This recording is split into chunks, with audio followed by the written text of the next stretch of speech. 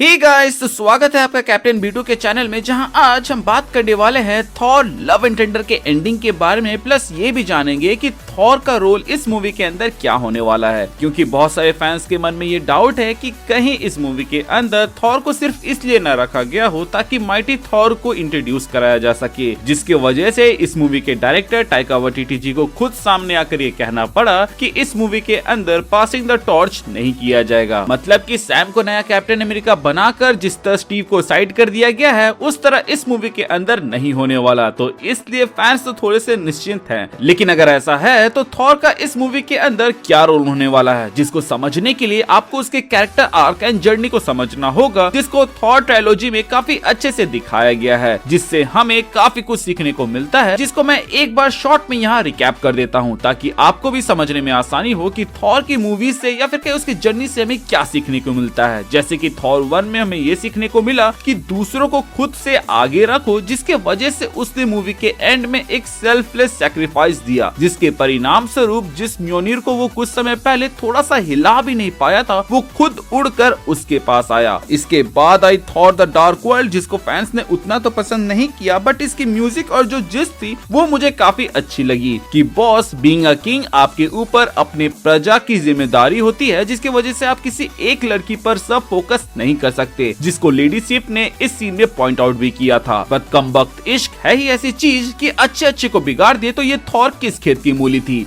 But अच्छी बात यह है कि जब मूवी एंड होती है तो थॉर को एहसास होता है कि उसके इस डिमेरिट की वजह से वो राजा बनने के लायक नहीं है, इसीलिए वो एक राजा से अच्छा इंसान और वॉरियर बनने का सोचता है। नोट, यहाँ पर वो जो अच्छा इंसान बनने की बात करता है, ये एक क्वालिटी के वजह से ही स्टीव को चुना गया था सुपर सोल्जर प्रोग्राम के लिए। सो जिस तरह थॉर ने समझा कि उसके भी कुछ दायित्व हैं एंड उसे प्यार मोहब्बत से उठकर उस दायित्व को पहले निभाना होगा, वैसे ही हमारे भी दायित्व होते हैं। For example, being a student आपकी दायित्व होती है स्टडी करना, और प्यार मोहब्बत वाली चीजें एक डिस्ट्रैक्शन होती है। थॉर ये बात समझते ही अर्थ को बचाने में लग जाता है, जिसके बाद एज ऑफ अल्ट्रॉन में उसे एक बहुत ही बड़े खतरे के बारे में पता चलता है, जो कि था थैनोस। बट आप बाहरी के थ्रेट से तभी डील कर सकते हो जब आप अपने अंदर मौजूद कस्मोकस को शांत किए हो, जिसको थॉर रैग्नारॉक में अच्छे से दिखाया गया था, जहां थॉर फाइनली समझता है कि एसगार्ड कोई जगह नहीं बल्कि उसके लोग एंड उसकी प्रजा है, एंड जहां वो रहेंगे वही जगह एसगार्ड हो जाएगा। प्लस वहीं उसको पता चलता है कि शक्तियों का सोर्स वो खुद है, ना कि कोई हैमर। यहाँ तक में आपने देखा कि कैसे थॉर का कैरेक्टर बना और एक कैरेक्टर बिल्ड हुआ, लेकिन इस कैरेक्टर बिल्डअप का क्या फायदा जब वो अपने लर्निंग से दूसरे को इन्फ्लुएंस ना कर पाए। किसी को इन्फ्लुएंस करने के लिए कम्युनिकेशन स्किल अच्छी होनी चाहिए एंड लोगों के साथ कम्युनिकेट करना आना चाहिए। तो मैं आपको एक बुक समरी रिकमेंड करता हूँ, कम्युनिकेट टू इन्फ्लुएंस, जिसको लिखा है डेकर ने। इसमें डेकर की दी हुई कुछ ट्रेडमार्क मेथड से आप एक कम्युनिकेशन रोड मैप बना सकते हैं, जिससे कि आप इन्फॉर्म करने के बदले लोगों को इन्फ्लुएंस और इंस्पायर करने लगोगे। ये बुक समरी आप सुन सकते हैं कुकू FM पर, जो कि इंडिया का लीडिंग ऑडियो शो प्लेटफॉर्म है with over 4000 plus hours of content library. कभी आपने सोचा है कि अगर एक ही जगह से नॉलेज, मोटिवेशन, इंफॉर्मेशन अनलिमिटेड मिल जाते तो कितना टाइम और पैसा बच जाता। कुकू FM पर अनलिमिटेड सेल चल रहा है, जहां आप सुनो 50 कोड यूज करोगे तो 50% ऑफ मिलेगा on yearly subscription. But limited period offer है और ये ऑफर 31 मई तक ही वैलिड है। अब इस पे ज्यादा वक्त मत गवाओ और अनलिमिटेड नॉलेज पाओ। अब जब आपके फायदे की बात हो चुकी है तो आते हैं कि थॉर ने किस तरह इन्फ्लुएंस करने की कोशिश की थी रैग्नारॉक मूवी के अंदर, लेकिन वो उसमें सक्सेसफुल नहीं हुआ था। जहां उसने रिवेंजर्स को बनाया भी था, लेकिन वो उतने अच्छे से एग्जीक्यूट नहीं कर पाया था। बट मेरे ख्याल से उस चीज को बेस्ट वे में थॉर 4 में दिखाया जाएगा। बट उस चीज को समझाने के लिए मैं आपको मेरे मास्टर यानी कि पो की 3 फिल्मों यानी कि कुंफू पांडा ट्रायलॉजी से एग्जांपल लेकर समझाऊंगा कि कैसे थॉर का कैरेक्टर आर्क यहाँ पे चल रहा है। जैसे कि कुंफू पांडा पो 1 के अंदर वो सीखता है, ठीक वैसे ही थॉर हमारा पार्ट 1 और पार्ट 2 में सीखता है। वहीं कुंफू पांडा 2 के अंदर वो खुद के बारे में जानता है एंड उसे एम्ब्रेस करता है, ठीक वैसे ही जैसे हमारा थॉर रैग्नारॉक मूवी के अंदर किया था। जिसके बाद से अगर कुछ बाकी रह जाता है तो वो रहता है कि जो आपने सीखा है उसे पास ऑन करना, जिससे आप मास्टर बन जाते हो, जो कि कुंफू पांडा 3 के अंदर पोक करता है, जिसके वजह से वो ना सिर्फ अपने पांडा फैमिली बट वहाँ मौजूद सबको इन्फ्लुएंस करता है कि वो कुछ ग्रेट करे बिल्कुल उसके जैसे, जिसके वजह से वो एंड में काई के खिलाफ लड़ भी पाता है, प्लस अपना बेस्ट वर्जन भी बन जाता है। तो उसी तरह हमारा थॉर भी थॉर 4 के अंदर अपना मेंटल पास ऑन नहीं करेगा, बल्कि वो एक तरह से जो भी अभी तक सीखा है उसके जरिए इन्फ्लुएंस करेगा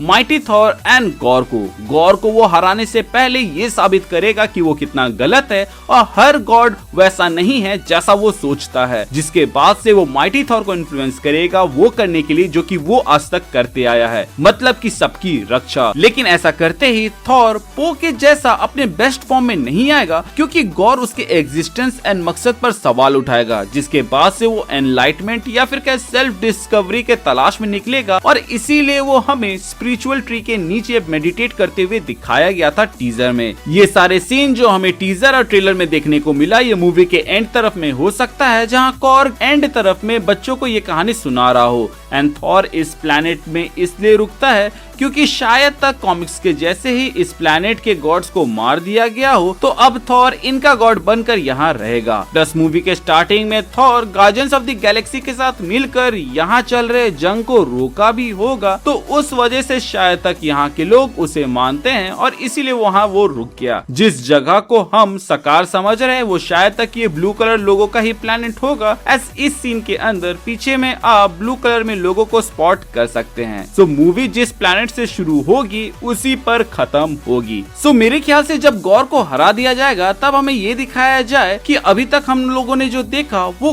कॉर्ग का नरेशन था, जो कि वो इन बच्चों को सुना रहा था, और वहीं पे माइटी थॉर आ जाती है, या फिर हो सकता है वो नहीं भी आए। लेकिन इसके बाद हमें ये दिखाया जाएगा कि जिस तरह इन्फिनिटी वॉर के एंड में थानोस सूरज को डूबते हुए देखता है, उसी तरह थॉर इस मूवी के एंड तरफ में सन को उगते हुए देखता है, जो कि एक रेफरेंस हो सकता है लोकी के उस डायलॉग का जहां पर उसने कहा था the sun will shine us on again. और इसके बाद वहां पर दो कैरेक्टर आएंगे जिसको आप ट्रेलर के इस शॉट में देख भी सकते हो, जो कि मार्वल की फ्यूचर को लेकर कुछ हिंट करेंगे और इसी के साथ मूवी एंड होगी। अब ऐसा मत सोचिएगा कि थॉर सेल्फ डिस्कवरी के रास्ते में निकला है तो वो रिटायर या फिर क्या लड़ना छोड़ देगा, बल्कि इसको इस तरह से आप इंटरप्रेट कर सकते हैं कि वो बस एक छोटा सा ब्रेक लेगा, जिसके बाद से वो हमें आगे की मूवीज में दिखेगा। इस तरह थॉर को लाइमलाइट से हटाए बगैर ही माइटी थॉर को चमका सकते हैं किसी दूसरे प्रोजेक्ट में, और हमारे थॉर को वैसे भी चमकाने की जरूरत नहीं है क्योंकि बॉस वो थॉर गॉड ऑफ थंडर है। सो गाइज, ये था हमारा आज का वीडियो जहां हमने ये बताया कि कैसे थॉर का कैरेक्टर आर्क को फाइनल टच दिया जाएगा थॉर 4 मूवी के अंदर, जहां उसको आयरन मैन के जैसे मारकर साइड नहीं किया जाएगा या कैप्टन के जैसे अपने मेंटल को पास ऑन नहीं कराया जाएगा, बल्कि थॉर की कहानी जैसे चलती है वैसे ही चलती रहेगी एंड जरूरत पड़ने पर वो फिर से वापस आएगा। आपका क्या कहना है इस पर हमें कमेंट सेक्शन के जरिए जरूर बताइएगा। बाकी चैनल में नए हैं तो चैनल को सब्सक्राइब कर दीजिएगा ताकि आप ऐसे ही वीडियोस मिस न करें, एंड पुराने हैं तो प्लीज चेक किया आपने बेल आइकन दबाया है या नहीं। अगर आपने दबा दिया है तो वेल एंड गुड, अगर आपने नहीं दबाया है तो इसे दबा दे ताकि जब भी मैं कोई वीडियो डालूं उसका नोटिफिकेशन आपको जाए। इसके अलावा हमारे चैनल का एक छोटा सा मोटो है जो कि है लोगों की मदद करे, अपना ख्याल रखे एंड कीप मूविंग फॉरवर्ड का रट लगाकर आगे बढ़ते जाएं। Thank you for watching this video, stay tuned.